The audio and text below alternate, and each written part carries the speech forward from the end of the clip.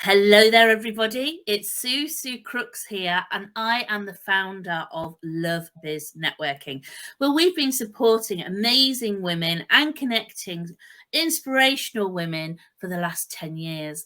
And I'm delighted that I have an absolute wonderful woman who does so much for her community, Ruth Redgate, who won our Above and Beyond Award this year. So welcome, Ruth. How are you today?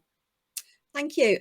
Bit tired, had 2 markets at the weekend, so I've had a bit of a lie-in this morning. Oh, well, you'll have to share with us some of those things. So, Ruth, what do you do? What are you an expert in? And then I'm going to ask you about all those community projects that you're involved with, and maybe some other awards that you've won as well, because I saw one particularly from one of our other members that you won the other day. So, Ruth, what is it that you do? Okay, so I've got 2 businesses. The one that most people know me for is the Hunnypot Cottage Bakery, and I'm an artisan baker, and I'm an award-winning artisan baker. So I'm the current West Midlands bread hero.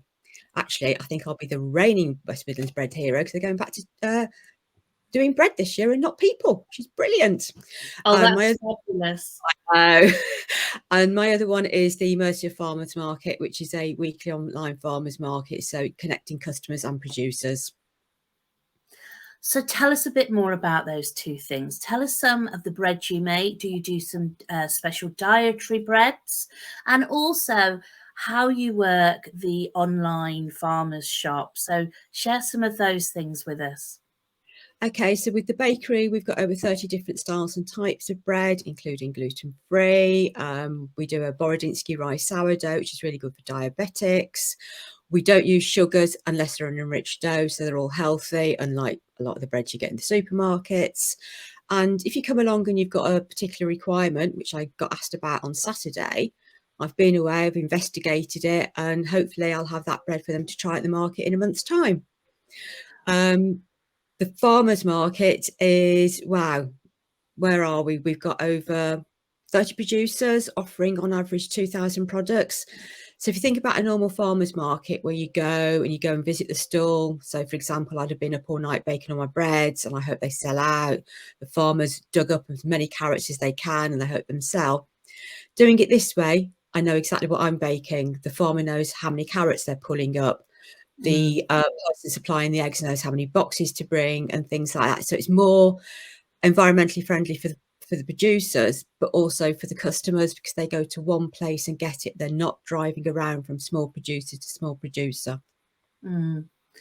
And I've had some of those things, especially in lockdown. You really did support the community with your food deliveries. I think you were working literally around the clock, weren't you, to get good, healthy food, fresh food to people doing your delivery runs. So thank you for that. You're welcome. Ruth, I've got to ask you a question. What's your most favourite bread that you make? What's your one where you're baking it or making it, you think, oh, I'm going to have one of those later today? Well, it used to be the rosemary, Stilton and onion before I went vegan. Now it's the Borodinsky rye, and very, very occasionally when the white bloomer comes out, we cut it when it's warm and we have it with butter. Oh my goodness. Oh my goodness. Oh God, bread, warm bread. I think lots of people will be watching this and thinking, you cannot beat warm bread from the bakery with butter on it. It's just gorgeous, isn't it? Well, I have to say, the one I used to have when I was eating more carbs was your Staffordshire Knot. Yes. I love that. And of course, at Christmas, what do you do for, do you put extra items on? Share a couple of those. I do, but I've also sold those in the middle of summer as well, which is very annoying. I do Stoller and I do panettones. Oh, and you do different flavors, don't you?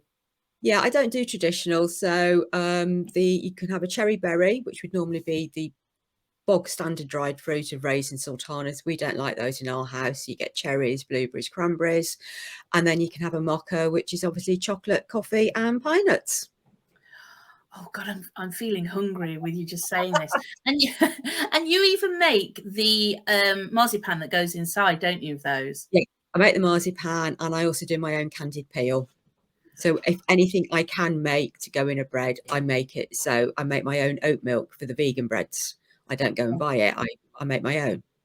And that's And why you're an award-winning baker, because of the care and the love that you put into your bread and all those extra things that you do to put in there, that you don't do mass producing, bulk buying. It's very much made, isn't it? And you've got your own bakery, haven't you now? yes, yes. A lot of people who follow me, they know for a number of years I've wanted to convert the back brick shed that's in our garden into a bakery.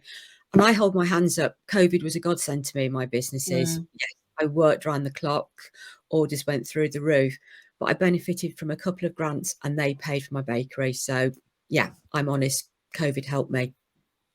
And you know what? There's nothing wrong with being honest. It helped a lot of people, actually. I know it was a really bad time, but we have to take the positives away with us for the last 2.5 years. We absolutely have to. And thank goodness you could get your bakery built on your premises, and also now can make more, well, not so much more, but because you're not a mass producer, it's more about where you're going to take your bread. So tell me, what markets do you go to? I've upped my game really. I'm doing, if it's a 5-week month, I get a weekend off. Apart from that, I do Lichfield, then it's Burntwood, Barton. Oh, and I've taken a new one of Middlefields Moo Juice, and then the last one of the month is Atherstone. So I've got one every week. Now, Ruth, I know you. Now, you've just mentioned that you possibly, when a 5-week month, you have a weekend off, but I don't think you actually do, because you're always doing something for others. Share with us, because you won the Above and Beyond Award. Share with us some of those other things you do in your community. Okay, the one I'm mainly known for is I'm an avid supporter of the YMCA in Burton. None of us ever know when we're going to need those services, whether it's homelessness or food bank. And to see the pictures put up a couple of weeks ago, I've seen their shelves low stock, and I've seen the container low stock. I've never seen empty shelves before. I did a shout out. I've got the gym collecting for me. I know a few of the love ladies contacted Paula direct. They've donated direct to Paula.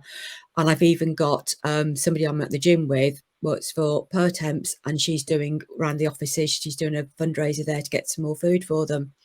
So that's the main one I'm known for. We'll come back to that in a second. Yeah, and I enjoy doing their sleep out. I know that sounds really, really strange. Couldn't do it last year because I was ill, but the first time I did it, I went extreme and did the churchyard. Because to my view, if you're going to do it, you need to experience as closely as those who are actually homeless. Yeah, you can go and do it at the YMCA, and it's at Burton at Pirelli, and it's lovely there. You get the community, you get the singing, but you don't experience the real harshness that you do at the churchyard. And hopefully, fingers crossed, we might be back there this year. Oh, I'm sure Paula Senior, who is one of the people at Burton YMCA, will be trying to get that organised for us. And we've supported Burton YMCA. And I think anybody, when you have a group of people that you can pull together, and we did a shout out at a brunch earlier on in the year to get food, because you just know, I mean, God forbid, we might need that service one day. You just don't know. No.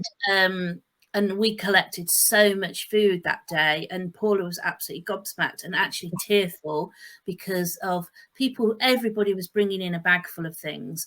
And I think what you do is not just help collect things like that, but you also cook in the kitchen sometimes, don't you? You've cooked in the kitchen.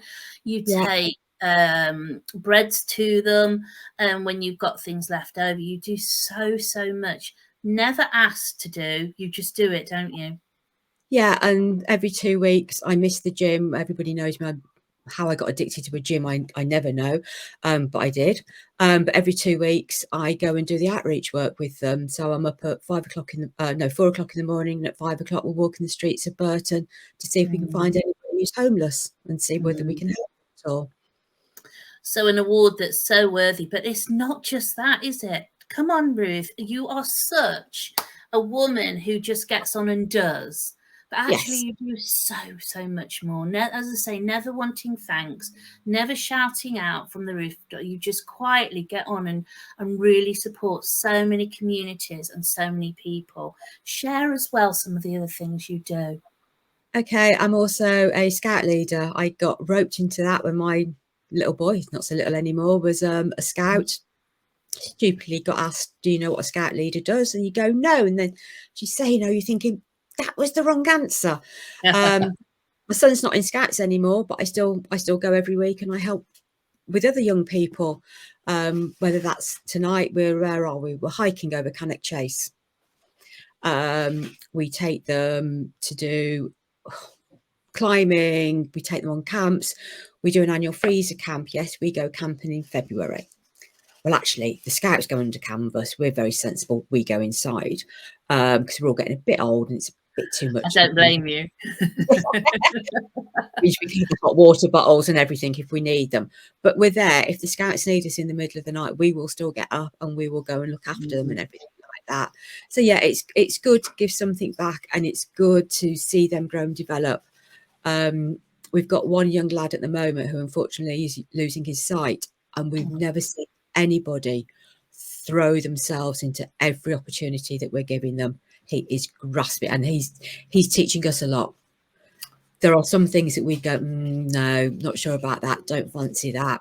And he may feel the same, but he knows if he doesn't do it now, he may not be able to in a few years' time. Oh, Ruth, you are such an amazing woman, and I really, really do mean that.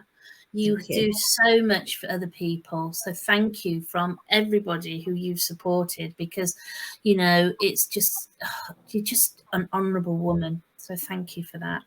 Thank you. How did you feel when you got nominated and then won the award this year? Getting any nomination for any award it's an honour. You feel as though you're doing something right. A lot of us work on our own, so you never know, am I doing something good? Am I doing this?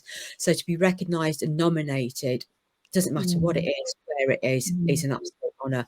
And yeah, as others have said, you get that little buzz, you do that little happy dance. Yes, yay! So yeah. And you won on the night, and you actually brought your husband along, which we've talked to actually some of the other winners who brought their partners along, which is lovely to share that experience. Yes. So it was just great to have you there on the evening and to give that award to you. So thank you for everything you do. Now, you've been a member for LoveBiz for quite a number of years. How many years is it, Ruth? Can you remember? I think over 6. Yeah, I was going to add 6 or 7. I was just about to say. And you've met lots of amazing people and also formed great friendships. Is there anyone you'd like to give a shout out to, another member who's supported you and you've supported them? Well, she's done it to me, so I better shout it back as well. Gail, yeah, I mean, she's a very good friend. We go out with husbands and everything like that as well. But she's also very supportive of my business. She's my wordsmith, so she does the wording on my social media, on my website. She'll read through things for me. She nags me at blog and brunch. I still don't do them, but she nags me. So we all need someone to nag us, or sorry, accountability buddies, don't we? We all need that, don't we? Oh yeah, and then you just ignore them. which she's totally used to. Tina's done some fabulous pictures of my breads. They look amazing. Well, they looked amazing anyway, but they look even more amazing now. I've got photos for them. Some past members, and I know people change and their circumstances change and they grow and develop. And it's all the new members that you still got to meet. You don't know where they're going to lead, and I'm hoping there'll be some friendships there. Yeah, absolutely. I'm sure there will be. What's next for Ruth Redgate? What's the next stage of the business empire, the world domination? I don't know. A few years ago, I ummed and ahed, do I want to franchise and stuff like that? And then I thought, no, actually, I don't, because it would then become mass produced. Even though in a small way, it would become mass produced. I don't want that. I'm enjoying that I've now got more markets. To be back speaking to people is absolutely brilliant. I need to push the subscription boxes more. They've fallen by the wayside last year. But I was going to ask you about that, Ruth. So I'm jumping in. Sorry, interrupting, doing a naughty. Subscription boxes. Tell us about that. I Because not everyone's local to you. No, so these are a brilliant idea. Yes, I post bread. I still find it very weird that people will pay me money. I wrap the bread up, it goes in a box, it goes to the post office, and off it goes. It's good fun at the post office if they've got a new lady behind the counter, because they all point me to the new person, because they have to ask what's in the parcel. And you go, bread. Pardon? Bread? Really? And it's like, yeah. So you can have there's monthly subscription boxes. New this year are our Cobb subscription boxes, so you can have those weekly, fortnightly, or monthly. And last year I took everybody around the world. We couldn't travel due to COVID, and I decided, yeah. So we went to, where did we go? We went to Denmark, we went to Spain, we went to Italy. So each month there was a different country. So you'd know what the country was, but you still didn't know what breads you were getting until they arrived on your doorstep. Oh, it's so exciting. It's like Christmas morning every time you open a box. Yeah. And what else is next? Need to develop some more of the courses, whether that's online or in person. We're doing some tasters on those, so I'll share the details into the group if anybody wants to try those. And they're a good way, and they're good fun, because at the end of it, people go, is that it? Is that all there is to making bread? And it's like, yeah. So you can learn a skill for life. So my son did, he did baguettes and croissants for his silver award at Cubs. Right. So my son, these two, can make his own baguettes and his own croissants. He's set for life. He'll now be able to survive on his own when he has his first apartment or whatever. Yeah. And impress a lady, hopefully. Absolutely. Any woman surely is impressed with anybody, any guy or other woman that makes bread and just walks in and, oh, that smell of fresh bread. We've already talked about that. Ruth, thank you so much for your time today.